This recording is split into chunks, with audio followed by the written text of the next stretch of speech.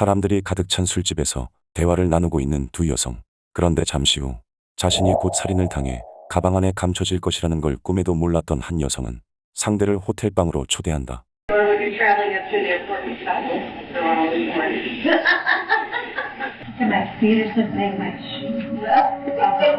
You're gonna find a body there. Somebody better look. 2018년 4월 미국 플로리다주 포트마이어스 비치 인근의 한 임대 콘도로부터 경찰에 한 통의 신고가 접수된다.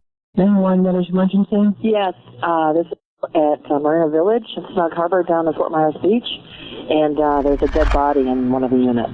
So I went back up and I opened up the master bedroom, and the door to the bathroom was closed with towels on the outside of it. So when I went to open up the door, something was blocking it, and I got scared. There was a towel against the door. The door was partially open. We tried to push on it, and we were hitting something. So I looked around the door, and she's laying on the floor with towels over her, and she was bleeding. 물 배수 관련 문제를 해결하기 위해 유지보수를 하던 관리 직원은 집집마다 방문 점검을 하던 중 굉장히 불쾌한 냄새를 맡게 되었고, 이에 냄새를 추적하던 중 유일하게 인기척이 없던 한 객실에서 사망한 여성을 발견한 것으로, 이곳은 앞서 술집에서 얘기를 나누던 두 여성이 함께 들어간 객실이었다. 곧장 현장에 도착해 여성의 상태를 살피던 경찰은 그녀의 등과 가슴에서 총상을 발견할 수 있었고, 적어도 한 명 이상의 사람과 함께 술을 마신 흔적과 시신의 부패를 최대한 늦추려는 듯 굉장히 낮은 온도로 가동되고 있는 에어컨을 확인하게 되면서 타살에 중점을 둔 수사를 시작한다. 사망자의 신원은 59세 여성 파멜라 허친슨으로, 그녀는 사건 발생 며칠 전부터 이 콘도에 묵고 있었고, 체크인 당시의 영상을 분석한 결과 그녀의 지갑에 있던 신분증과 신용카드, 그리고 차량을 비롯한 몇몇 소지품이 사라진 것을 확인할 수 있었다. 동시에 콘도 곳곳에 설치된 감시 카메라를 분석하던 경찰은 어느 시점부터 파멜라와 동행하기 시작한 한 여성을 발견할 수 있었고, 4월 5일 오후 5시를 조금 넘긴 시간에 여성과 함께 술을 마신 뒤 객실로 이동하는 장면을 끝으로 파멜라의 모습은 더 이상 찾아볼 수 없었다. 그런데 바로 다음 날인 4월 6일 오전, 감시 카메라에는 의문의 여성이 파멜라의 캐리어를 들고 객실을 빠져나가는 모습이 녹화되어 있었고, 이후 그녀는 수차례 방을 들락날락하며 무언가를 옮기는 듯한 모습을 보이더니 파멜라의 차량에서 짐을 꺼내 자신의 차량에 옮긴 뒤 어디론가 이동한다. 이후 콘도로 돌아온 그녀는 파멜라의 차량에 탑승해 차를 몰고 어디론가 사라졌고, 이를 끝으로 더 이상 콘도에는 오지 않았는데, 그런데 사실 그녀는 이 사건이 발생하기 얼마 전 또 다른 살인사건에 연루된 상태였다.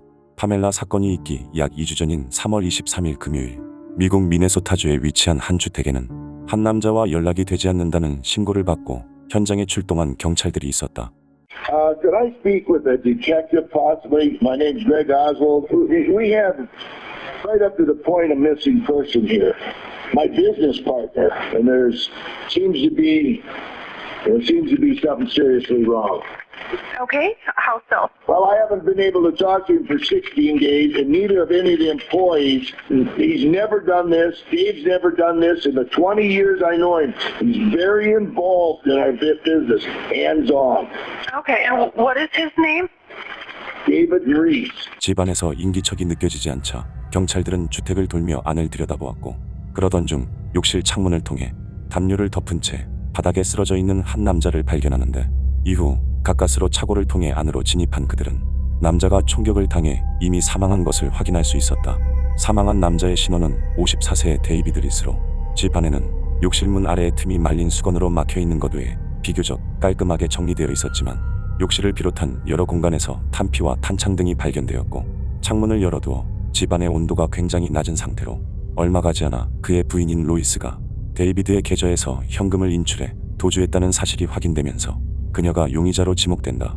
비슷한 시기에 두 사건이 발생했지만 두 지역의 경찰관들은 서로 사건의 연관성을 알지 못하고 있었는데, 그런데 이때 두 지역에서 일어난 사건을 모두 알고 있던 한 여성으로부터 로이스를 목격했다는 결정적인 신고가 접수되면서 사건의 실마리가 풀리기 시작한다.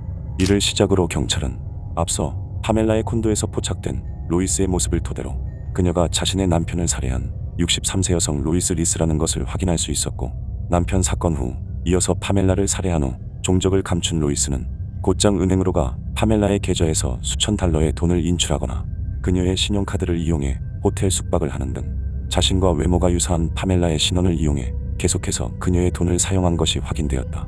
뿐만 아니라 그녀는 두 사람을 살해한 후에도 아무런 죄책감을 느끼지 못하는 듯 카지노에 가 도박을 즐겼고 파멜라의 차량을 이용해 마치 여행을 다니듯 계속해서 지역을 옮겨 다녔는데, 그러던 4월 19일 오후 멕시코 국경과 불과 50km밖에 떨어져 있지 않은 텍사스주의 한 레스토랑에서 그녀의 모습이 포착된다.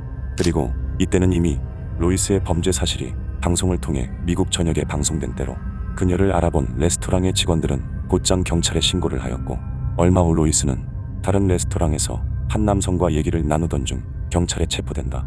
조사 결과 로이스는 자신을 남편을 잃은 슬픈 과부로 포장해 여러 사람들을 만나고 있었고, 체포가 된 다음 날인 4월 20일에 한 여성의 집에 가기로 약속을 했던 것이 밝혀지면서 세 번째 범행을 계획했던 것으로 추정되었다.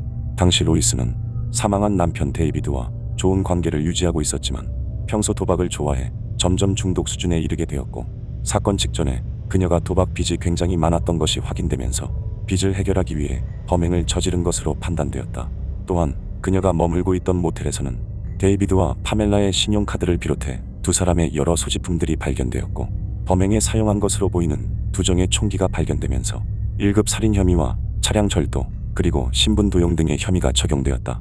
마침내 그녀는 플로리다에서 유죄를 인정하는 대가로 가석방이 불가한 종신형을 선고받았고, 이후 미네소타주로 인도되어 동일하게 가석방이 불가한 종신형을 선고받게 되면서 감옥에 수감되어 두 개의 종신형을 동시에 집행받고 있다.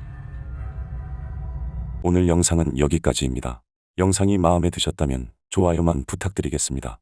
끝까지 봐주셔서 감사합니다.